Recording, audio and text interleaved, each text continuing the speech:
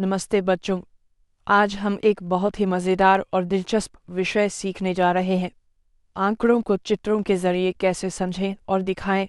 हाँ, आपने सही सुना। आज हम जानेंगे चित्रालेख के बारे में। इस पाठ में आप सीखेंगे कि कैसे जानकारी को चित्रों और चिन्हों की मदद से आसान और रोचक रूप में समझाया जा सकता है। तो चलिए बच्चों, तैयार हो जाइए। हम अब कदम रखते हैं चित्रालेख की रंगीन और सीख से भरी दुनिया में। तो बच्चों, सबसे पहले जान लेते हैं चित्रालेख होता क्या है। चित्रालेख में हम आंकड़ों को चित्रों या चिन्हों के माध्यम से दिखाते हैं। हर चित्र या चिन्ह किसी एक निश्चित मात्रा को दर्शाता है।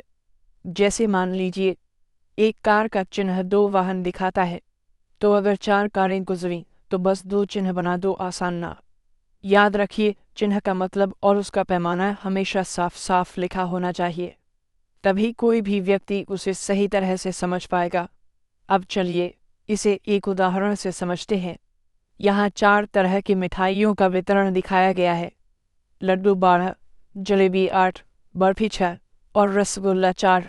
यह संख्याएं बताती हैं कि कौन सी मिठाई कितनी बांटी गई। अब जब हम इसे चित्रों में बदलते हैं तो मान लेते हैं कि हर मिठाई का चिन्ह 2 मिठाइयाँ दर्शाता है।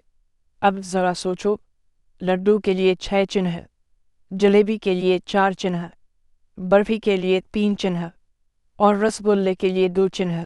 देखो ना, अब सारी जानकारी कितनी आसान और रंगीन लग रही है। यही है चित्रालेख की खूबी। लेकिन अगर संख्या चिन्ह के ग्रुप में ना हो तो क्या करेंगे। मान लो लड्डू 14 है और एक मिठाई का चिन्ह 4 मिठाइयाँ दिखाता है।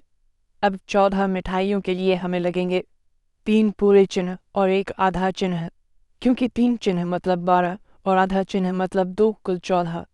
इसलिए बच्चों, हमेशा ध्यान रखना चाहिए कि चित्र या चिन्ह का सही अर्थ और पैमाना लिखा हो, ताकि कोई भी भ्रम न हो। चित्रालेख से आंकड़े जीवंत और समझने में आसान बन जाते हैं। हम तुरंत देख सकते हैं कि कौन सी चीज़ ज़्यादा है, कौन सी कम। हमारी आंखें चित्रों को संख्याओं से ज़्यादा जल्दी पहचान लेती हैं। इसलिए जब हम तुलना करते हैं तो चित्रालेख हमारी मदद करता है तेजी से निष्कर्ष निकालने में। संक्षेप में कहें तो चित्रालेख जानकारी को आकर्षक, सरल और यादगार बना देता है। अब चलिए अगले उदाहरण में देखते हैं कि विद्यालय में विद्यार्थियों की संख्या को कैसे दर्शाया जाता है। यहाँ 5 कक्षाओं के विद्यार्थियों की संख्या को चित्रालेख के रूप में दिखाया गया है। कक्षा 6 में 3 विद्यार्थी चिन्ह यानी 300 विद्यार्थी। कक्षा 7 में 5 विद्यार्थी चिन्ह यानी 500 विद्यार्थी। कक्षा 8 में 4 विद्यार्थी चिन्ह यानी 400 विद्यार्थी। कक्षा 9 में 2 विद्यार्थी चिन्ह यानी 200 विद्यार्थी। कक्षा 10 में 1 विद्यार्थी चिन्ह यानी 100 विद्यार्थी। देखा आपने, एक नज़र में ही सारी जानकारी स्पष्ट दिखाई देती है। अब चलिए इससे जुड़े कुछ सवाल हल करते हैं। सबसे ज़्यादा विद्यार्थी किस कक्षा में है? उत्तर कक्षा 7 यानी 500 विद्यार्थी। सबसे कम विद्यार्थी किस कक्षा में है? उत्तर कक्षा 10 यानी 100 विद्यार्थी। कक्षा 6 और 8 के कुल विद्यार्थी कितने? 300 जोड़ 400 बराबर 700 विद्यार्थी। कक्षा 9 में कक्षा 7 से कितनी कमी है? 500 में से 200 घटाए 300 विद्यार्थी कम। चित्रालेख से ऐसी तुलना करना कितना आसान है ना? अब चलते हैं एक नए उदाहरण पर, वाहनों की संख्या। मान लीजिए एक शहर में एक दिन में गुजरे कारें 800, बसें 600, ऑटो 400, ट्रक 200 और साइकिलें 100। यहाँ हर वाहन का चिन्ह 200 वाहन दर्शाता है। अगर वाहन पूरे ना हो तो हम आधा चिन्ह लगाते हैं, जैसे साइकिल के लिए। इससे हमें हर प्रकार के वाहन की गिनती साफ साफ दिखाई देती है। अब कुछ सवाल हल करें। सबसे ज़्यादा कौन से वाहन गुजरे? उत्तर कारें, कुल 800 वाहन। बसें ऑटो से कितनी ज़्यादा है? उत्तर 200 अधिक। कुल वाहन कितने गुजरे? उत्तर 2100। ट्रक साइकिलों से कितने गुने हैं?